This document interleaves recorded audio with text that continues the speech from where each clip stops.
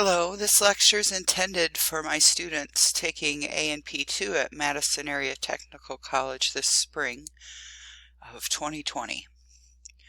The focus will be on the second and third processes that occur during urine formation. If you recall, the first process is glomerular filtration, shown by the red arrow here in this diagram. If you need further information about nephron function, I have posted some other YouTube videos. And in addition, you can use your reading assignment. And for details about what you should be comfortable with, check study question 15.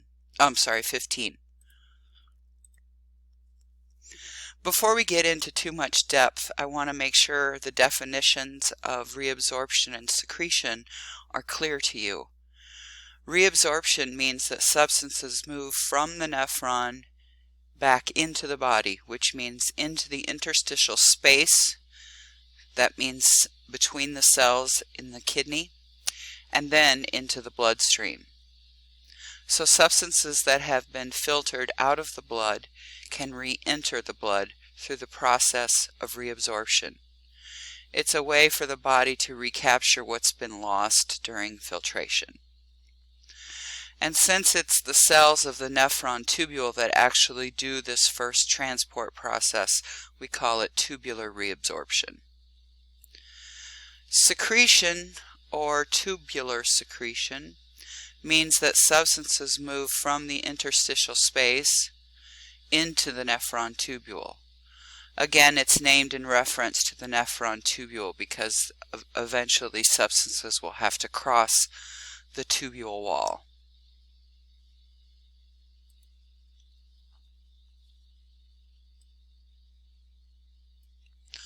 There are various routes that substances use to get in or out of the nephron. Here I show two routes of tubular reabsorption. In particular, secretion basically would just happen in the opposite direction. So the tubule lumen is on your left. That's where the urine is being formed, and you'll see that there's water and solutes there. Then we have the wall of the nephron, made up of simple cuboidal epithelium, and so I've got it labeled tubule cell. Then in between the nephron and the capillaries surrounding the nephron, there's space, fluid. We call that interstitial fluid. And then finally on the right, you see the capillary. So substances can take two routes, one of two routes. Either they go through the cell, which is shown by the transcellular route right here. That might be right across the cytoplasm of the epithelial cell.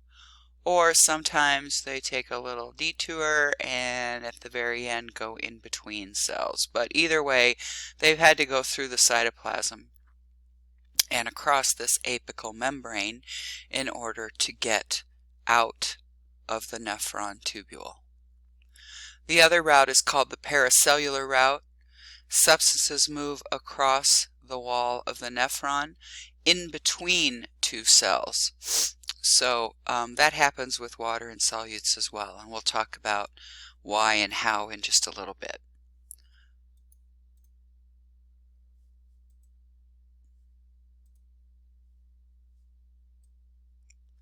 First, a little bit more overview. 99% of filtrate is reabsorbed.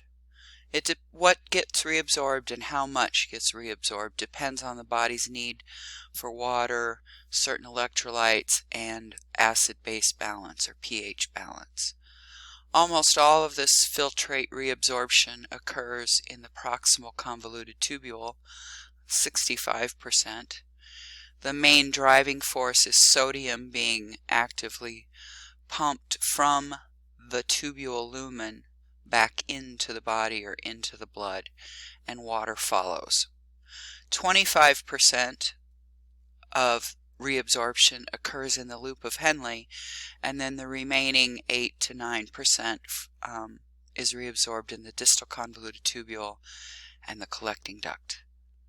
Secretion really doesn't have much impact on urine volume, but it is going to be important, particularly in getting rid of some wastes that were not filtered, maybe wastes that weren't even in the bloodstream, they're in the interstitial space, so they need to be secreted into the nephron tubule.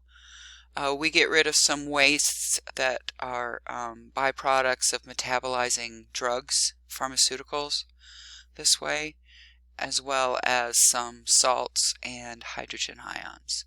Secretion primarily happens in the proximal convoluted tubule, but also in the distal convoluted tubule and the collecting duct.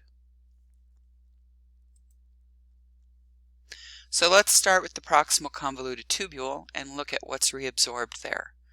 Sodium and water are the main things that we are concerned about, but also some nutrients that might be lost in the urine if we weren't able to recapture them.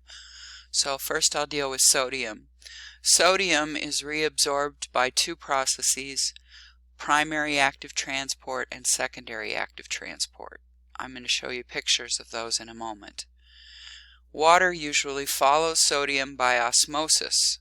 So where sodium goes, water follows, and water can move through pores in the cells called aquaporins. Because sodium is actively reabsorbed and water must follow, we call this water reabsorption obligatory. Water is obliged to follow sodium. Then if the filtrate contained any glucose that was in the blood, or maybe amino acids, both of which are organic nutrients, the body wants to recapture those, so they are reabsorbed, and the process is secondary active transport. Interestingly, they generally are transported with sodium, so I'll show you pictures of those as well. So here are the mechanisms, the transport mechanisms for the reabsorption of sodium, glucose, amino acids, and water. First, labeled number 1 in green, shows active transport by the sodium-potassium pump. This is on the basal surface of the cell, the nephron wall, I guess, close to the interstitial space, and 3 sodiums are pumped out of the nephron tubule cell, and 2 potassiums go into the nephron tubule cell. So this helps move sodium against a gradient. So that means we use ATP to create a gradient of sodium. The gradient will be such that sodium will be low inside the tubule because it's being pumped out. So then let's look at number 2. This is on the other side of the wall, close to the lumen of the tubule. And here is a transporter. It's called a co-transporter. And what it does is it allows sodium to diffuse down a concentration gradient. So the fluid in the lumen has high sodium. Sodium will move down its concentration gradient, which will help facilitate the sodium-potassium pump as well. But it's the sodium-potassium pump that created this gradient. That's why we call this secondary active transport. The movement of sodium did not require ATP here at number 2, but it needed ATP to create a gradient via the sodium-potassium pump.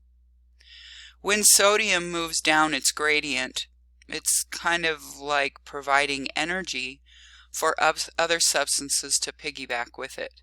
And this is how organic nutrients are recaptured from the tubule fluid. So here we have glucose and amino acids that are absorbed with sodium. They enter the tubule lumen, and by another transport process they're going to move out of the tubule cell, out of the tubule cell, and then eventually into the blood, but we're not going to cover that. Now, as I mentioned, water always follows sodium. So here's water, number 3, shown in blue. Water will go through aquaporins by the process of osmosis following solutes. Lipid substances can cross cell membranes. They like phospholipids, so they'll just diffuse down a concentration gradient. That would mean if they are high in the fluid, like a steroid hormone or something small, then it'll cross over into the tubule cell and eventually reach the blood. The last transport mechanism for reabsorption is sometimes called solvent drag, and this involves substances moving with water through by a transcellular route, meaning in between cells. And it's kind of just due to hydrostatic fluid pressure. So there's a lot of fluid in the tubule lumen, and some pressure is building up, not a lot, but some, and that creates pressure or a force to move water in between cells, and with it water brings ions and urea and other substances. Now the blood pressure in this capillary is kind of low, 8, I'm trying to write with crayon basically, 8 millimeters of mercury. That's low pressure.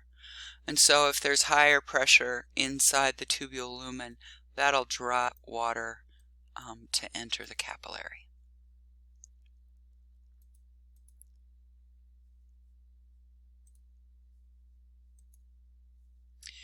This is a picture of how sodium and glucose are co-transported during reabsorption. The problem with this picture, I kind of like it because it's really clear, but the problem with the picture is now we've reversed.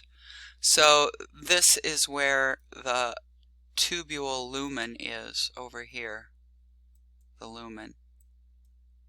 Okay, that's really sloppy. And this is where the blood is, over here. So sodium is going to move back into the blood, bringing with it glucose. And this is the transporter that's used. It's called a sodium glucose transporter, has an abbreviation. It's also sometimes called a symport because two things are moving simultaneously.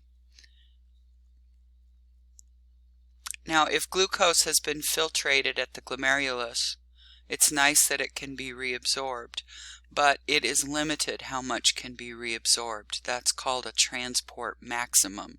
So we need to talk about that next because it's kind of related to diabetes, and you'll be interested in that part. So a transport mechanism, by definition, is the maximum rate at which a substance can be reabsorbed by a particular protein transporter.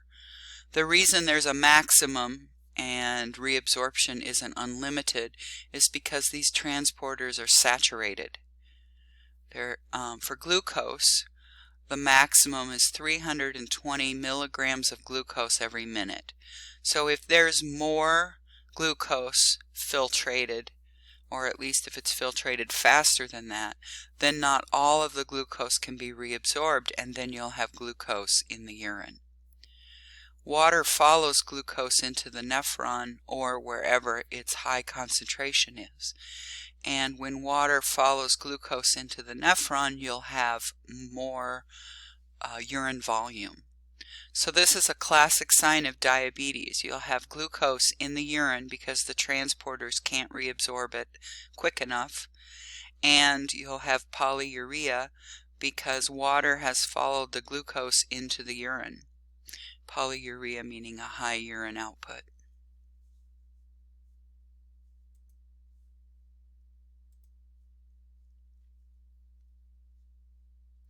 So the picture on the left shows normal blood glucose levels, and the glomerulus is shown different color.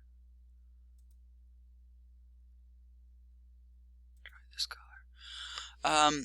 glucose is being filtered from the glomerulus into the nephron. Normally, in the proximal convoluted tubule, glucose can be reabsorbed. So that's reabsorption. But what if blood glucose levels are high? So hyperglycemia. Now more glucose is filtered or pushed out of the bloodstream, but the transporters cannot keep up.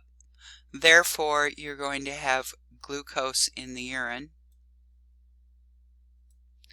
And because water follows,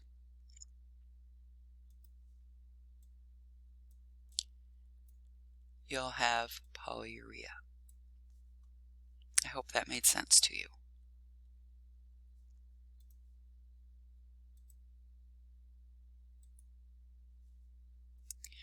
Okay, there are some substances that are secreted into the proximal convoluted tubule. The one that I really care about the most is hydrogen ion, because we will address that again later. Hydrogen ions, of course, determine pH, or the concentration of hydrogen ions do. And when the concentration is high, the blood pH is acidic. We can get rid of these excess hydrogen ions in the proximal convoluted tubule as we reabsorb sodium. And I'll show you that process. There are other things that are secreted into the proximal convoluted tubule. Certain drugs that don't get filtrated because they're bound to large plasma proteins. We can get rid of those, like methotrexate, penicillin, morphine, histamine, dopamine. So the kidney will actually secrete those materials into the nephrons or urine forming areas. And as I mentioned before, some nitrogenous wastes that weren't even in the blood perhaps, they might be in the interstitial space, they can be pumped into the nephron as well. But like I said, I'd like to focus on hydrogen ions, so let's look at what is used for hydrogen ions. It's again a transport protein, a pump if you will, or a transporter, but this time it's an antiport with sodium. So notice that as sodium is reabsorbed, so sodium is going to get reabsorbed. This is the urine that's forming over here. Oh, I cannot do this. Let's try that again.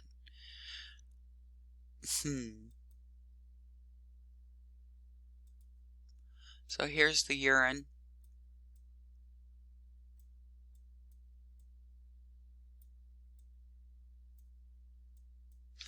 And in the urine is sodium. So sodium is going to be reabsorbed. We already know that sodium can be reabsorbed with glucose. And of course we've got the sodium potassium pump over here.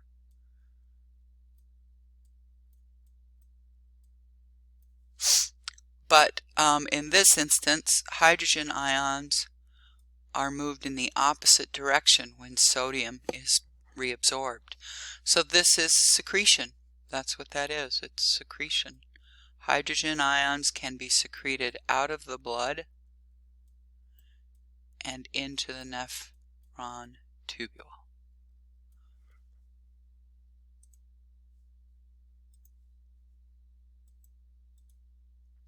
So a summary of what happens in the proximal convoluted tubule is that we get a lot of filtrate reabsorption.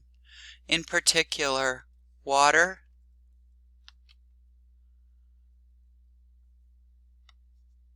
and some sodium, and some glucose, amino acids if they're there. And I didn't mention this, but this is another place where we can deal with acid-base balance, and that's by reabsorbing bicarbonate, which is a base. Substances that are secreted at the proximal convoluted tubule that we really care about are acids, so hydrogen ion concentrations. Next we'll look at the loop of Henle. Okay, at the loop of Henle both reabsorption and secretion take place. Starting with reabsorption, 25% occurs here, and what is reabsorbed are both ions and water. The secretion that happens is usually a nitrogenous waste product in the interstitial fluid called urea, and urea is the precursor to urine. So urea has amine groups. It's not working. Okay, that didn't work. Sorry. All right, so the descending limb of the loop of Henle is permeable to water, but not to any ions. And it's only permeable to water in this thick portion, but you don't have to worry about that. I don't need you to know that detail. The ascending limb is permeable to sodium, potassium, and chloride ions, but it is not permeable to water. So you might ask, why does this occur? Well, together they form something called a countercurrent multiplier. That's just a fancy term for saying that because fluid is moving in opposite directions in the two limbs, we can maximize the reabsorption of solutes, and that means that the renal medulla, where the juxtamedullary nephron loop of Henle is, becomes very concentrated. And it's really important for blood volume because we can reabsorb more water from the collecting duct then. Let's look at how this nephron loop works before we talk about the advantages of it. Okay, so the transport processes in general would be osmosis for water and active transport for the ions. And when urea is secreted, it's facilitated diffusion, although I will be ignoring that to some extent. So this loop, because of its selective permeability and the fact that the fluid is moving in opposite directions, creates an osmotic gradient in the renal medulla. So notice in this diagram, the cortex of the renal medulla is 300, has an osmolarity of 300. This is the cortex. My pen isn't working very good. That's the cortex. And at the central or deepest part of the medulla, it can get up to 1200 milliosmoles. That varies depending on the body's current water retention or elimination processes. And the variation allows the kidney to produce urine that is very concentrated relative to our normal body fluids, or very dilute compared to our normal body fluids. So hypertonic or hypotonic. And it does this loop, creates this gradient, and then the collecting duct has fluid that moves through this gradient. And as the fluid is exposed to more highly concentrated environments, water can be reabsorbed. This is how we maximize our water reabsorption.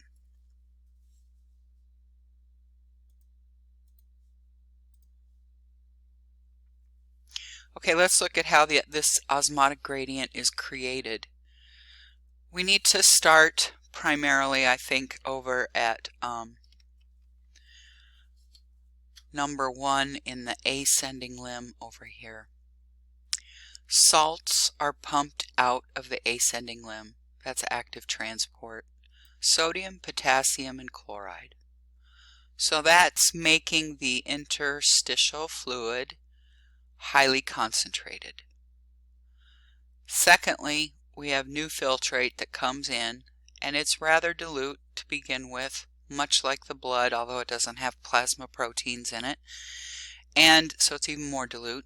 And as this dilute fluid enters the descending limb, it's exposed to this concentration of ions, and that makes water be reabsorbed. So water's reabsorbed. The filtrate then that's entering this kink in the loop, I'll call it, is now concentrated, highly concentrated, saltier. It's lost water. Well, that works well because the next part of the nephron is going to be able to take that salt and pump it out into the interstitial space. Therefore, the fluid that leaves the ascending limb is dilute. So that's dilute, relatively dilute. It's lost salt, it's lost water, then it lost salt. And now the collecting duct is carrying this dilute fluid, and it plunges into the medulla of the nephron, where it's exposed to a high concentration of ions, and water is reabsorbed. So the fact that the loop creates the gradient and then the collecting duct takes advantage of the gradient is what gives us the ability to create what is called a hypertonic urine and promote water reabsorption.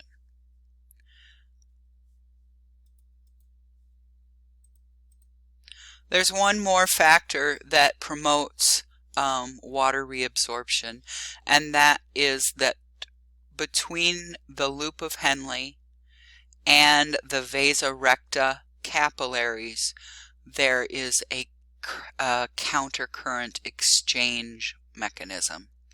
What that means is that when the nephron, or where the nephron fluid is traveling in a particular direction, the blood is traveling in the opposite direction. That's the countercurrent business. So in the descending limb, we've got fluid moving, I'm going to say downward, and the vasa recta is moving upward, that part. When blood enters the vasa recta,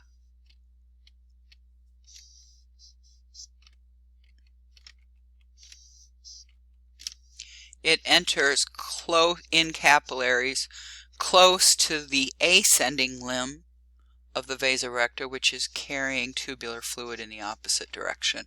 So on both sides you have this countercurrent exchange. What that means is that the blood that has been filtered and now is entering the vasa recta is relatively dilute, but it is entering this highly concentrated region, and that makes it lose water. So it loses water.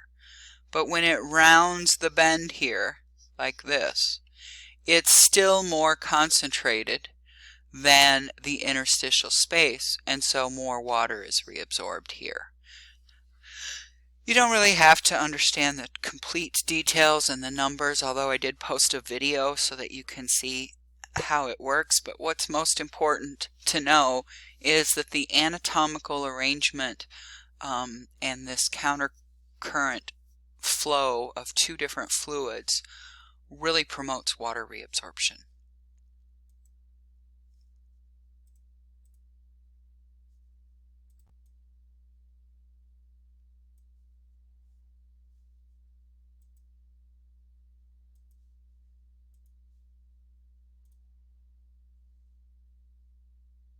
Okay, let's look at a summary of the transport processes we've talked about so far.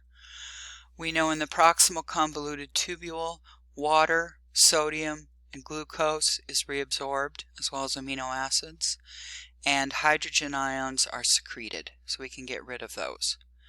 We also know that in the loop of Henle, water is reabsorbed as well as ions, which I'll call salts. That's the most important part. Now we need to go to the distal convoluted tubule and see what that can do for us. So the distal convoluted tubule is also involved with reabsorption and secretion, but to a lesser extent. This region of the nephron can be controlled with hormones. Its permeability is controlled by hormones. What's reabsorbed is sodium, calcium, and water, and what's secreted is potassium. These things are hormonally regulated. There's one hormone, aldosterone. You might remember aldosterone. That's involved with the reabsorption of sodium and at the same time secretion of potassium. They're linked. Water always follows sodium. So aldosterone allows us to reabsorb water because water follows sodium. And for calcium to be reabsorbed and kept by the body, there's a hormone that regulates how permeable the nephron is to calcium, and that's parathyroid hormone. Let's look at a picture at how sodium and potassium are linked in terms of sodium reabsorption and potassium secretion. So this is the first picture we started out with transport processes, and this shows the location where sodium is pumped by the sodium-potassium pump back into the blood, we'll say, and potassium goes in the opposite direction.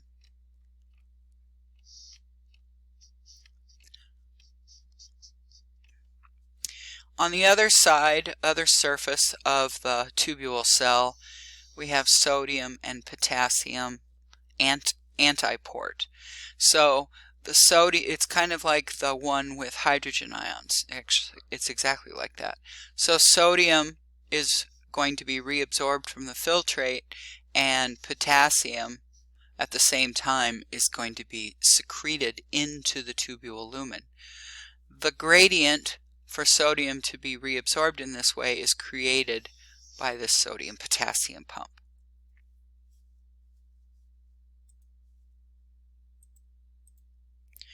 In the collecting duct, we have two hormones that are particularly important. One is aldosterone and the other is antidiuretic hormone. Both of them contribute to water reabsorption. So water is reabsorbed in the collecting duct by the process of osmosis, because the collecting duct is moving into the deep renal medulla.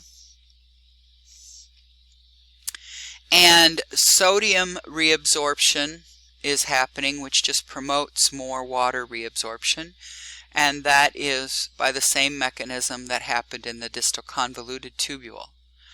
There's another factor, though, that plays a role, and that is the hormone ADH.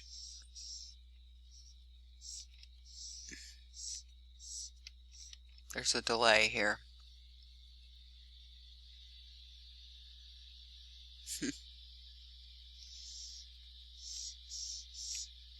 ADH. ADH is antidiuretic hormone, and antidiuretic hormone just promotes the number of aquaporins that are present in the convoluted tubule. So there'll be another aquaporin, another one put in, and so it just promotes water reabsorption.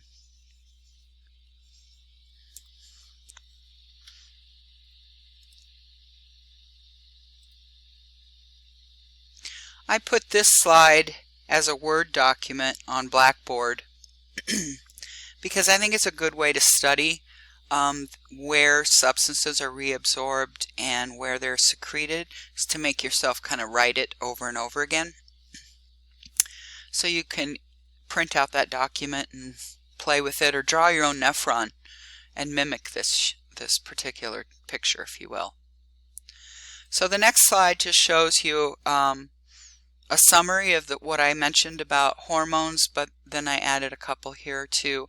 The two biggies are aldosterone and antidiuretic. So aldosterone acts on the distal convoluted tubule and the collecting duct. It increases the production of sodium-potassium pumps so that sodium can be reabsorbed and then water follows. In the process, potassium is secreted because it's a sodium-potassium pump. Then I'm going to jump down to antidiuretic hormone. It acts on the collecting duct because it stimulates the production of aquaporins, and that increases water reabsorption. There is another hormone that I have not mentioned for a long time, maybe in the circulatory system, and that's atrial natriuretic peptide, ANP. ANP inhibits sodium reabsorption from the collecting ducts. It actually antagonizes the effects of aldosterone. And angiotensin II, you may remember, stimulates aldosterone production. So if we had high filtration or low blood pressure, I should say, in the glomerulus, remember renin is produced, and renin can convert angiotensin I, is involved in the production of angiotensin II, I should say, and then aldosterone is produced.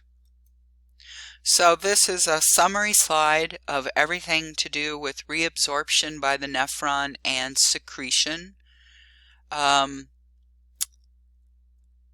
Notice that everything that's in blue is reabsorption and everything that's green is secretion. 65% of reabsorption happens in the proximal convoluted tubule, including sodium, water, and those organic nutrients. Hydrogen ions can also be secreted into the nephron tubule, as will potassium, not listed there. The nephron loop is involved with reabsorption of water and ions, sodium, potassium, and chloride. It creates a gradient in the renal medulla so that the deeper you get into the medulla, the more concentrated is the interstitial fluid. And the collecting duct dives down into that environment, and water is reabsorbed. But I've skipped the distal convoluted tubule, so let's talk about the distal convoluted tubule. Is where sodium and calcium can be reabsorbed, but that's based on hormones, so it's hormonally regulated. And when sodium is reabsorbed, potassium is secreted. So again, that's hormonally regulated. In the collecting duct, we have water reabsorption that is not hormonally regulated. Water will just be reabsorbed through the process of osmosis and any aquaporins or transcellular routes that happen to be there. But it can be promoted with hormones. Those two hormones are aldosterone and antidiuretic hormone.